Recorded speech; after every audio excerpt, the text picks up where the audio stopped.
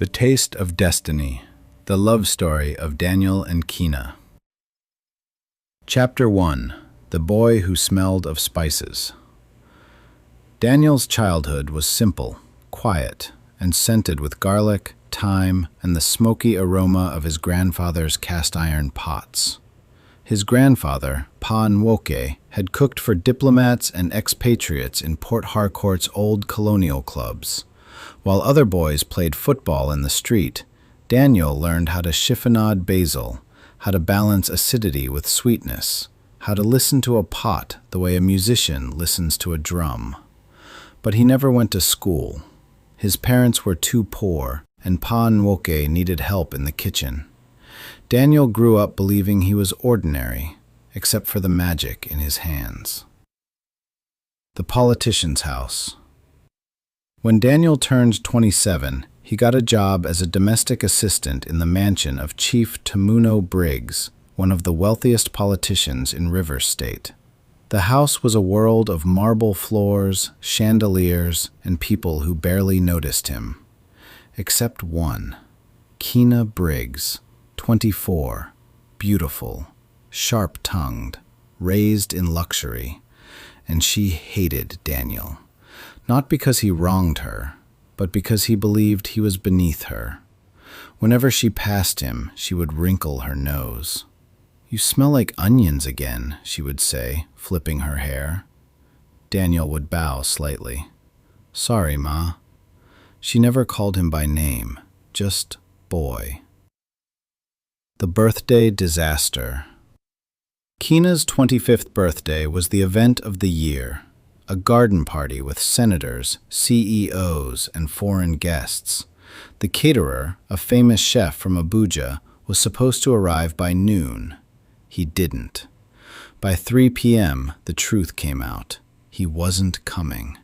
Panic erupted. The head housekeeper, Madame Boma, nearly fainted. Chief Briggs roared, "What do you mean the food isn't ready? Guests will be here in 2 hours." Kina burst into tears. Her makeup streaked. Her perfect day was collapsing. And then, quietly, Madame Boma said, "Sir, Daniel can cook." Silence. Kina's head snapped up. "That boy? Cook what? Noodles?" Madame Boma shook her head. "No, Ma. He cooks like his grandfather. Foreign dishes, too." Chief Briggs stared at Daniel. "Is this true?" Daniel swallowed. "Yes, sir." "Can you save this party?" Daniel looked at Kina, her eyes red, her pride shattered, and something inside him softened. "I will try, sir." The kitchen miracle. Daniel entered the massive kitchen like a soldier entering battle. He tied an apron, rolled up his sleeves, closed his eyes, and remembered his grandfather's voice. Cooking is love made visible. He moved like a man possessed. French chicken fricassee, Chinese stir-fried prawns, Italian pasta primavera, Nigerian pepper soup with a twist of lemongrass, chocolate soufflés rising like soft clouds. The kitchen staff watched him in awe. By 6 p.m., the tables were filled with dishes that looked like they belonged in a Michelin star restaurant. The night everything changed. Guests ate and gasped and whispered, "Who cooked this? This is divine. Better than the Abuja chef." Chief Briggs beamed with pride. But Kina couldn't speak. She watched Daniel from across the garden, the quiet boy she had mocked, now glowing under the praise of the elite. When their eyes met, she looked away quickly. For the first time, she felt something unfamiliar, respect, and something deeper. The apology. The next morning, Kina found Daniel in the garden, trimming flowers. She stood awkwardly, twisting her fingers. "Daniel, I came to say thank you." He looked up, surprised. "And I'm sorry for how I treated you." Daniel smiled gently. It's okay, Ma. Stop calling me Ma. My name is Kina. He nodded. Kina. Something warm passed between them, a seed planted. If you are still watching, tell us where you are watching from. Have you learned something? Falling slowly. Days turned into weeks. Kina began seeking him out, first for small talk, then for long conversations.